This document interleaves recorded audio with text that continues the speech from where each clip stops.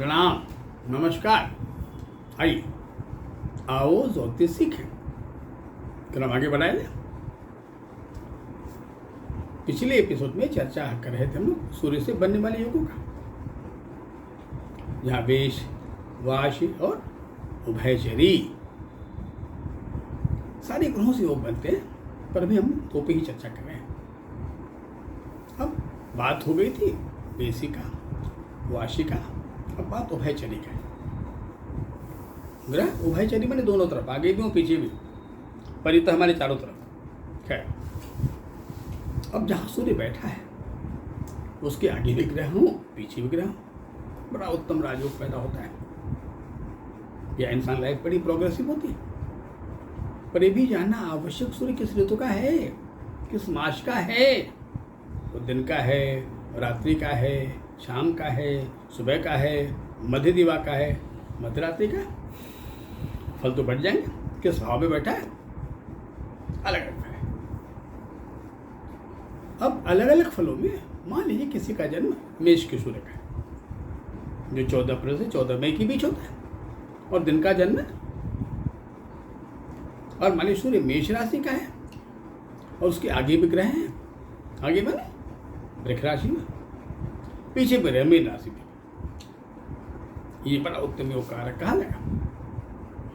होता वो व्यक्ति सामान्य परिवार में पैदा हुआ हो और बड़ा ऊंची शाखा स्थापित कर ले, बड़ा पॉपुलर हो जाए, बड़ा प्रसिद्धि प्राप्त कर ले।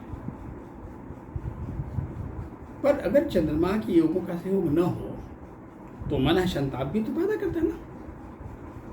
उसको लेकर मान लो चंद्रमा अकेले होते, भले वो संघस्थ सूर्य की राशि का और आइसोलेटेड हो, अगर कोई ग्रह न हो तो वो बड़ा विकास भी करेगा, बड़ा नाम कमाएगा और बड़ा संघर्ष, बड़ा तनाव झेलेगा। तो बड़ा मिला जुला का है कि जो बाहर जीवन उसका है वो बड़ा पॉपुलर है, बड़ा यशोगामी है, और आंतरिक जीवन उसका बड़ा कष्टकर है, या बड़ा अपेक्षी बात में हो गया। अब अगर मान लीजिए सूर्य नाम का जो ग्रह वो वृष राशि का है, जो जन्म है वृष राशि का, और दिन का जन्म है, अपराह्न का जन्म है। अपराह्न सबसे प्रबल होता है, जो दोपहर से बीच का समय होता है। अब अपराह्न में होगा अगर मान लीजिए, तो सूर्य नाम का जो ग्रह होगा वो वृष संक्रांति में होगा, वो अष्टम में हो, नवम भाव में। मानिए उसका सूर्य अष्टम भाव में है, वृष का सूर्य है, पहले को ग्रह मानी मंगल पहले, आगे भी ग्रह हो का बुध भी, शनि हो, सब कोई ग्रह आगे, तो बड़ा राजयोग कहा जाएगा। वो अपने जीवन यात्राओं को करते करते करते करते शून्य से अनंत की तरफ कह दिया जाता है कि साहब शून्य था, माइनस में था, कुछ था ही नहीं उसके बाद।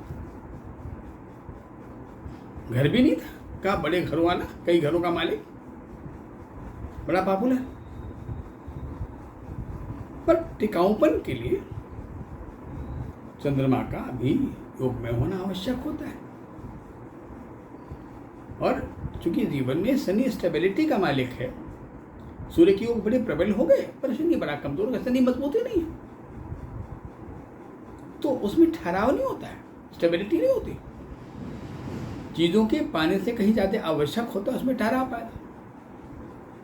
इसी कारण मान लीजिए किसी का जन्म मिथुन संक्रांति का, सूर्य नाम का जो ग्रह है वो 3 नंबर में, और जन्म रात्रि का है, मान लीजिए कुंभ लगन का है, लगभग मध्यरात्रि का है। अगर मध्यरात्रि का है तो जो उसका सूर्य नाम का प्लेनेट होगा वो कुंडली के पंचम भाव में होगा। अब पंचम का सूर्य हो मिथुन का, और उसके अगल बगल प्लेनेट्स हो, वृष राशि में भी ग्रह हो और आगे कर्क में भी ग्रह हो। ये ग्रीष्म ऋतु है और रात्रि का दिन, तो कहा बड़ा प्रतिभावान, बड़ा तेज दिमाग वाला, अपने विषयों पर, अपने विषय पर बड़ा कमांड रखने वाला, एकेडमिक स्कॉलर, विद्वान, वो बड़ा अच्छा प्रोफेसर हो जाए, वो बड़ा अच्छा साइंटिस्ट हो जाए, एरोनॉटिक्स भी चला जाए, किसी विषय का, फिजिक्स का अच्छा वैज्ञानिक हो जाए, गणितज्ञ हो जाए,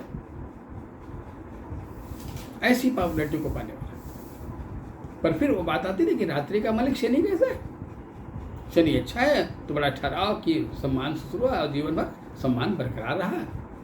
कहीं शनि कमजोर हो गया कि मिथुन का सूर्य था, पंचम भाव में था और शनि नाम का जो ग्रह है वो बड़ा कमजोर था, बड़ा वीक शनि था। वो शनि कर्क में हो गया, मैकस हो गया, तो जीवन बड़ा दो तरफा रहा। वो जो ख्याति मिलती है वो टिकाऊ नहीं होती, और मिल गया तो बड़ा टिकाऊ होता है। खैर क्रम से आगे बढ़ते हैं। मानिए सूर्य वर्षा ऋतु का है, और वर्षा की दो संक्रांतियां ना, कर्क है और संक्रांति है। किसी का जन्म कर्क में है और सवेरे का, मान ली मॉर्निंग का, प्रातःकालीन कर्क का सूर्य है, और सूर्य के आगे पीछे प्लैनेट्स हैं। मान ली सूर्य से पहले जो मिथुन राशि है वहां शुक्र नाम का ग्रह है, उससे अगले वाले खाने में मान लो बुध नाम का ग्रह, ये चंद्रमा नाम का ग्रह है। चंद्रमा का होना कोई बहुत मायने नहीं रखता है, हाँ बुध उसका मायने रखता है, तो उसका बड़ा अच्छा योगदान होता है। अब सूर्य, मान लीजिए सूर्य के आगे ग्रह नहीं है पर पीछे तो है, यानी वेशी नहीं है लेकिन वाशी योग तो है, और वहां पूरी तरह से जो उभयचर योग वो नहीं बनेगा, तो आगे तो तरक्की तो होगी, पर वो तरक्की उसकी बड़ी भयप्रद कही जाएगी, बड़ा विकट संघर्षों के बाद कहा जाएगा। वह तरक्की बड़ी शहादत भरी कही जाएगी। क्रम में आगे मान लो किसी का जन्म सिंह संक्रांति का है, और सिंह ही लगन होता है भाई, सूर्य लगन में ही पाया जाए।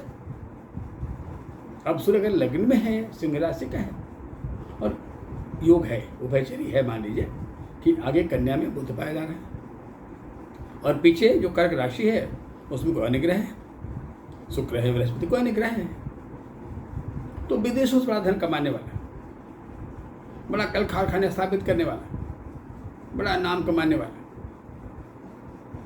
और वो आयात निर्यात का व्यापार करने वाला, बड़ा धन संग्रह करने वाला, राजनीति करने वाला है, राजनीति से बड़ा ख्याति प्राप्त करने वाला। आगे बढ़ते हैं, मान लीजिए वो सूर्य शरद ऋतु का है, जहाँ दो संक्रांतियां कन्या और तुला है, बड़ा महत्वपूर्ण होता है। सूर्य कन्या में और बुध के साथ बैठे तो अच्छा योग, बुध आदित्य योग बनता है, पर वहां भी उसकी पहली प्लैनेट्स हैं कि उसके आगे प्लैनेट्स हैं और पीछे प्लैनेट्स हैं, तो बड़ा प्रबल योग कारक कहा जाएगा। पीछे पर आगे नहीं है, या आगे है पर पीछे नहीं, तो थोड़ा कमजोर योग कारक है। वो पॉपुलैरिटी सफलताएं बड़ा अच्छा आदमी, बड़ा अच्छा कलाकार हो जाएगा, बड़ा उम्दा कलाकार होगा, पर उतने ही संघर्ष भी होंगे, उतनी मुश्किलें भी होंगी, उतना स्वास्थ्य पे खराब रहता हो। पर आगे बढ़ते हैं, मान ली किसी कुंडली का तुला का सूर्य, बहुत कुंडलियां तुला के मिल जाएंगी, किसकी मिले, जैसे पंडित नेहरू 14 नवंबर तुला संक्रांति, इंदिरा जी कुंडली 19 नवंबर बॉर्डर, तुला वृश्चिक का बॉर्डर, आई बात। अब इस संक्रांति में जहाँ कन्या और तुला संक्रांति, उसमें बहुत सारे नाम मिल जाएंगे। हमारे प्रधानमंत्री थे 17 सितंबर, महात्मा गांधी 2 अक्टूबर।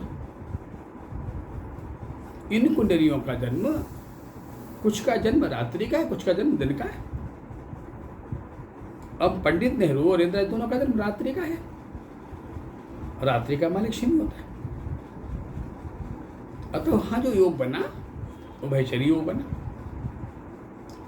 वेश और बाशी योग भी बना, दोनों योग बनना, दोनों कुंडली योग, और रात्रि का बड़ा टिकाऊ कहा जाएगा कि सफलता बड़े मुश्किलों से मिली, बड़ा संघर्ष में मिली, लेकिन टिकाऊ रहा। पर ऐसी सफलता, ऐसे कम्बिनेशन समीकरण मान लीजिए 2 अक्टूबर या 17 सितंबर, गांधी जी का ले लिए, मोदी जी का ले लिए। मोदी जी कुंडली में उभयचरी तो है, जहाँ सूर्य बैठा है, सूर्य नाम का जो ग्रह है वो कन्या राशि में बुध के साथ बैठा है, पर आगे तुला में कोई ग्रह नहीं बैठा है, पीछे सिंह राशि में शुक्र से नहीं बैठे हुए। अब इसका मतलब यहाँ वाशी नाम का योग तो बना, उभयचरी पूरी तरह नहीं बना, पर वाशी योग भी बड़ा प्रबल होता है, उसमें भी राजयोग होता है, तो एक बड़ा आइसोलेशन का कि हम परिवार से विहीन हो गए या परिवार से अलग हो गए, पर मेरा विकास बहुत उम्दा कहा जाएगा। पर यहाँ दोनों चीज़ें होती हैं कि जितना ख्याति, जितना सम्मान प्राप्त होता है, डरता कहीं उसका अपोजिशन बात उल्टा ना होता है। आगे बढ़ते हैं। बात आती है अगर सूर्य हेमंत ऋतु का हो, वृश्चिक का धनु का हो, तो थोड़ा जाड़े का दिन है, सूर्य कमजोर होता है, हेमंत ठंड का सीजन है, पर योग कारक तो होता है। वहाँ भी अगर सूर्य नाम का ग्रह उभयचरी योग बनाता है तो जीवन बड़ा पॉपुलर होता है। कवित्व, कविता पाठ करना, बड़ा अच्छा आलोचक होना, बड़ा अच्छा भाषण देना, या उसके व्यक्तित्व में बड़ा इंट्रैक्शन होना, कि जो प्रिय ऋतु है, बृहस्पति की ऋतु है हेमंत, वहाँ बड़ा अच्छा आयोजक पैदा होता है। शिशिर का जन्म, जहाँ मकर संक्रांति है, कुंभ संक्रांति है भाई, दोनों में मकर का सूर्य है, तो बड़ा अच्छा ऑर्गेनाइजर, अपने बातचीत से लोगों को प्रभावित कर लेने वाला, बड़ा अच्छा नेता, बड़ा अच्छा समाज का मुखिया, अग्रगण्य, बड़ा अच्छा प्रोफेसर, बड़ा अच्छा लेक्चर, एक सज्जनता का प्रतीक,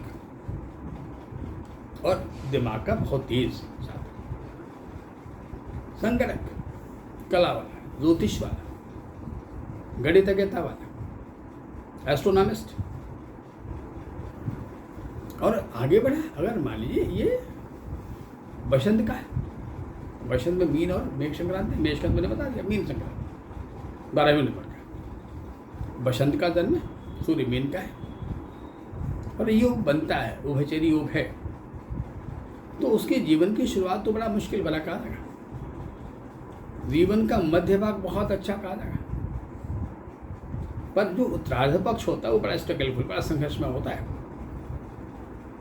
तो सूर्य से बनने वाले राजयोगों की व्याख्या इस प्रकार कही जाए, वो बड़े अच्छे लोग होते हैं, वो कुंडलियाँ बड़ी अच्छी होती हैं, जो अपने हाथ में तो होती नहीं है, जिनमें इन योगों का योग या समझ तो करीब पैरेलल होता है, चंद्रमा का भी है, सूर्य का भी है, अपोनेंट बड़े मजबूत है। इस पे और चर्चा विस्तार से करेंगे अगले एपिसोड में। तब तक के लिए नमस्कार, प्रणाम।